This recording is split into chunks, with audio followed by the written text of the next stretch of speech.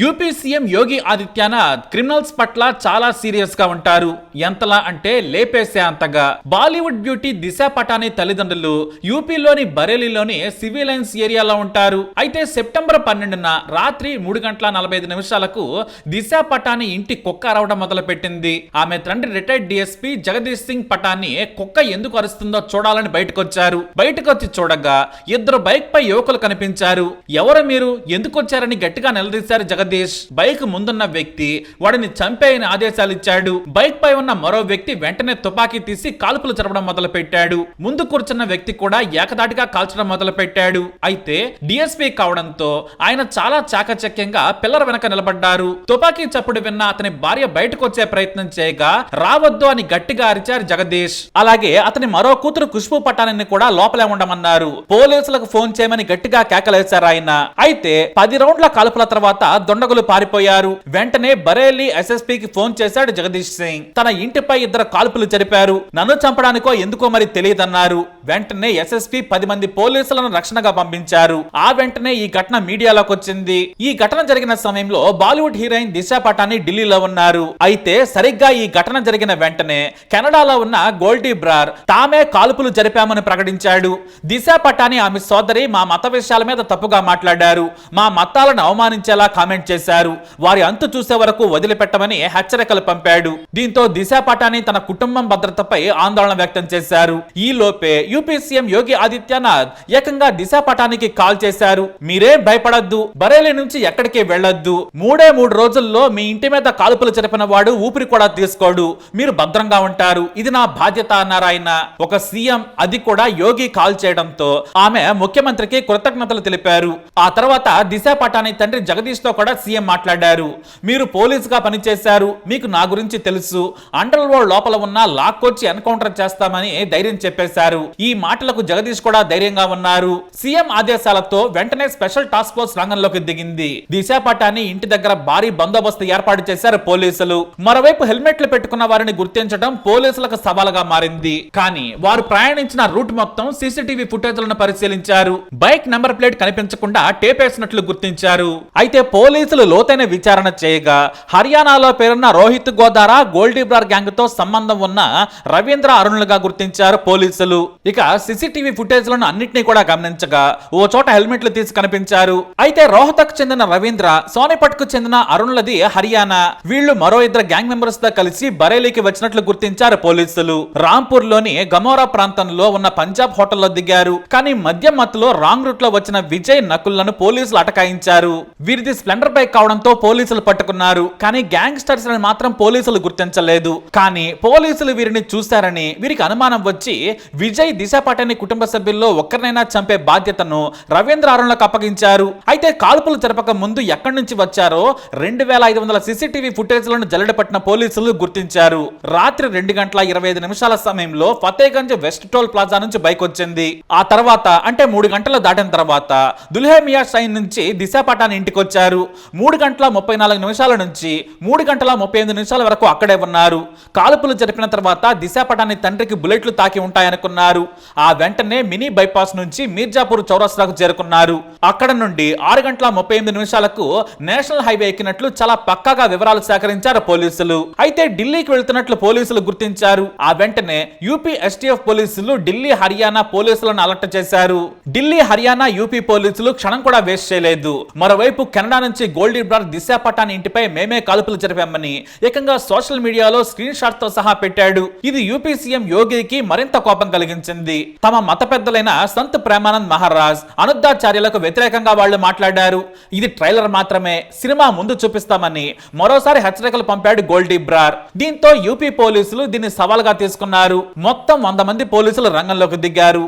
అయితే ఢిల్లీ ఇంటెలిజెన్స్ పోలీసులు Haryana, UP task force కు కీలక సమాచారం ఇచ్చారు. సోన్పేట్ మెయిన్ రోడ్డు మీద కనిపించారని చెప్పారు. దీంతో గజియాబాద్ కు వచ్చే దారిలో 100 మంది పోలీసులు కాపు కాశారు. కానీ చాలా మంది మఫ్తీల్లో ఉన్నారు. సరిగ్గా రాత్రి సమయంలో హైవే మీద పోలీసులు ఉన్నారని గ్రహించిన అరుణ్, రవీంద్రలు బైక్ ను మరో చిన్న రోడ్డు వైపు మళ్లించారు. మఫ్తీలో ఉన్న పోలీసులు గమనించి మరో టీం ని అలర్ట్ చేయగా రాత్రి సమయంలో హాలీవుడ్ సినిమాను మించిన చేజింగ్ జరిగింది. ముందు బైక్ మీద గోల్డీ బ్రార్ గ్యాంగ్ సభ్యులు వేగంగా వెళుతున్నారు. వెనుక కార్లలో పోలీసులు చేస్తున్నారు. అయితే చీకట్లో మరో రోడ్డుపైకి ఎక్కే క్రమంలో వేగంగా మరో కారు వచ్చి వారిని ఢీకొట్టింది. అయితే ఆ సమయంలో పోలీసుల మీదకు కాల్పులు జరుపుతూ పారిపోయే ప్రయత్నం చేశారు. కానీ అప్పటికే కోపంలో ఉన్న పోలీసులు వారిపై వరుసగా కాల్పులు జరిపారు. చివరకు బుల్లెట్లు వారిని చేల్చడంతో కుప్పకూలిపోయారు. ఈ ఘటనలో ఓ ఢిల్లీ పోలీసుకు, హర్యానా పోలీసుకు బుల్లెట్ గాయాలయ్యాయి. ఇక ఈ గాయపడ్డ వారిని ఆసుపత్రికి తరలించినా కూడా చికిత్స పొందుతూ చనిపోయారు. మరో ఇద్దరు పరారీలో ఉన్నారు. వారే నకుల్ విజయ్. వీరి ఆచూకీ చెబితే ₹1,00,000 రివార్డ్ ఇస్తామని యూపీ పోలీసులు ప్రకటించారు. సరిగ్గా యూపీ సీఎం చెప్పినట్లుగానే ఇద్దరు క్రిమినల్స్ ను ఎన్కౌంటర్ చేశారు పోలీసులు. మరో ఇద్దరు ఇంకా ప్రాణాలతోనే ఉన్నారు. వాళ్ళిద్దరూ దొరికితే వారిని కూడా ఎన్కౌంటర్ చేస్తారని వార్తలు వస్తున్నాయి. అయితే వీరిద్దరి కోసం 3 రాష్ట్రాల పోలీసులు జల్లెడ పడుతున్నారు. వాస్తవానికి యూపీలోకి ఎంటర్ అయి తప్పు చేశారు. పైగా కెనడాలో ఉన్న వాడిని చూసుకొని ఇక్కడ నేరాలు చేస్తామంటే ఊరుకోమని ఎస్ఎస్పీ అనురాగ్ ఆర్య ప్రకటించారు. యూపీకి చెందిన నకుల్ లోహద్దా గ్రామానికి చెందిన వాడు. విజయ్ తోమర్ బాగ్పేట్ దగ్గరలోని వాజీపూర్ గ్రామానికి చెందిన వ్యక్తి. వీరు పరారీలో ఉన్నారు. వాస్తవానికి వీళ్ళు ఈ ఆపరేషన్ కు చాలా భయపడిపోయి హర్యానాకు చెందిన క్రిమినల్స్ కి అప్పగించారు. కానీ ఇప్పుడు పోలీసులు వీరిని కూడా ట్రేస్ చేస్తున్నారు. మొత్తం సిటీ మా నిఘాలో ఉంది, మా నీడలో ఉంది.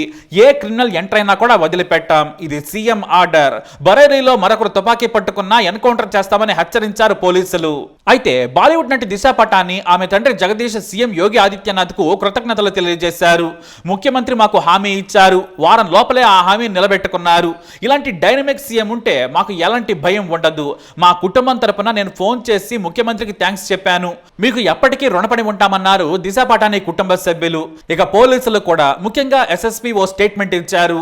భయం అవసరం లేని సొసైటీని నిర్మిస్తామన్నారు. మరి చెప్పినట్టుగానే యోగి ఆదిత్యనాథ్ క్రిమినల్స్ ని ఊపిరి తీసుకోకుండా చేశారు. దీనిపై మీరేమంటారు? మీ అభిప్రాయాన్ని కమెంట్ ద్వారా తెలియజేయండి. ఈ వీడియో అప్డేట్స్ కోసం మా ఛానల్ ఫాలో అవ్వండి. అలాగే తప్పకుండా సబ్స్క్రైబ్ చేసుకోండి. देर रात माननीय मुख्यमंत्री जी का मेरे टेलीफोन पे फोन आया था और उन्होंने हम पूरे मेरे पीड़ित परिवार को सांत्वना दी है और विशेष रूप से उन्होंने कहा है कि पूरा प्रदेश आपके साथ है और आपकी सुरक्षा में कोई कोताही नहीं बरती जाएगी। Thank you.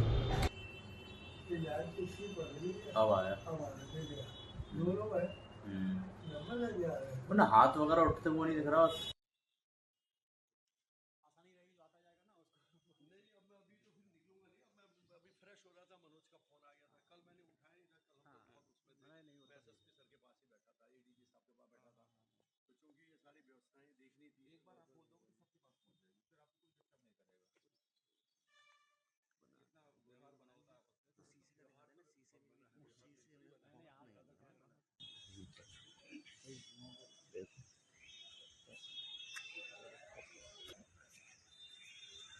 तो आप लोगों ने जैसे भी न्यूज़पेपर में पढ़ी लिया होगा और कल सवेरे की घटना लगभग 3:30 के आसपास 2 अज्ञात लोग थे और जैसे आप देख रहे हैं 2 अज्ञात लोग थे, उन्होंने 10 फायर किया। मेरे घर में 10 फायर के निशान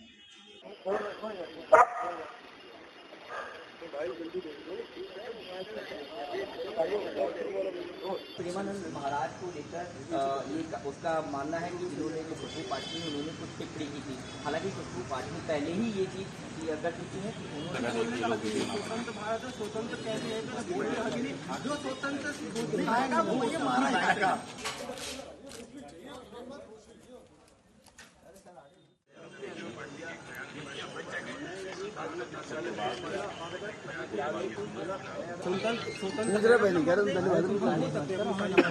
अगर किसी ने गलत कहा है तो उसका विरोध करेंगे। अगर हम कहें कि हमने अगर